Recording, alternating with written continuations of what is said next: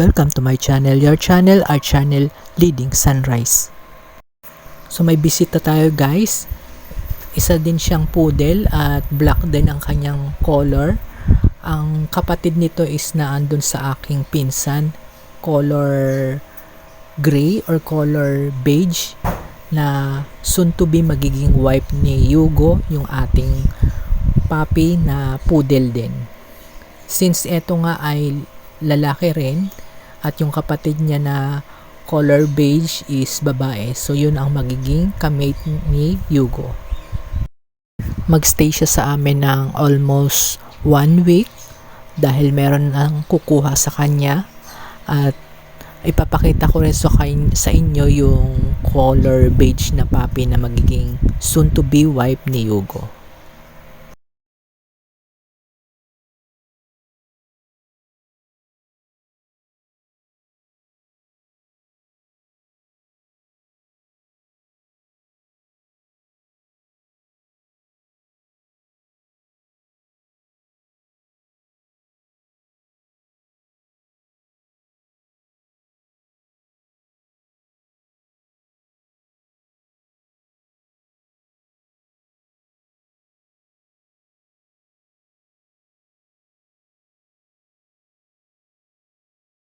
Ito na guys yung aming poodle, at bagong trim lang siya kaya ganyan.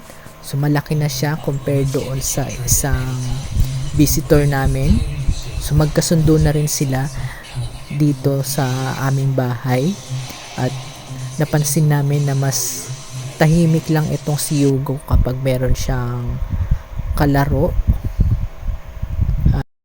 Behave din siya dahil alam niyang mas bata yung kanyang kalaro dito, at mapagbigay din siya doon para nang anak niya. At syempre, papi pa at makulit, maingay. Siya lagi ang nag-iingay dito sa aming bahay, hindi na si Yugo. So nagpapaubaya na lang si Yugo sa kanya.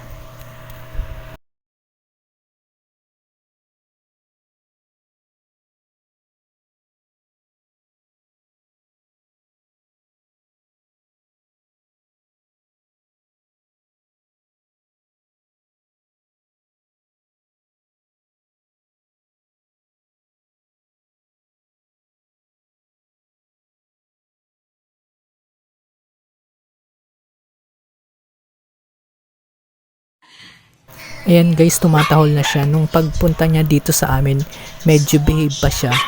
Nung after ng mga 3 days siguro, ayun, na kapalagayan na niya ng loob si Yugo, at siya na yung pinakamaingay dito sa bahay. 1 month old pa lang siya, at yung kanyang pisik ay medyo malaman na. So meron din siyang combination na color brown sa bandang baba niya at sa kanyang mga legs. At kapag mga bata pa yung mga poodle, ganito pa yung kanilang mga balahibo, medyo kalat-kalat pa. Habang tumatagal at tumatanda sila, nagiging maganda yung kanilang mga balahibo at nagiging curly.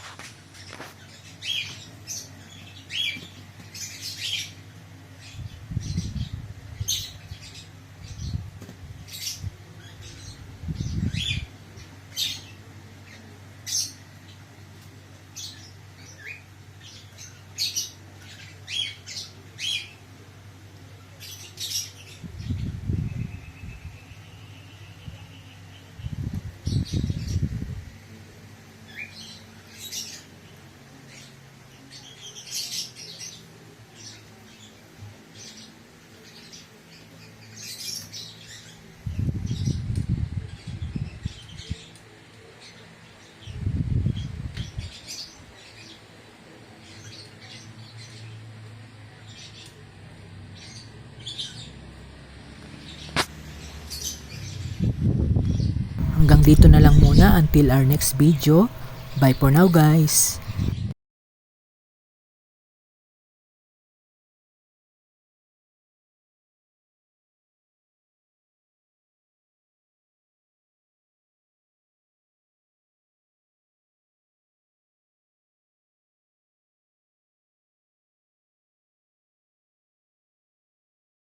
Please like, share, and subscribe to our channel and click the notification bell para updated kayo sa ating mga videos.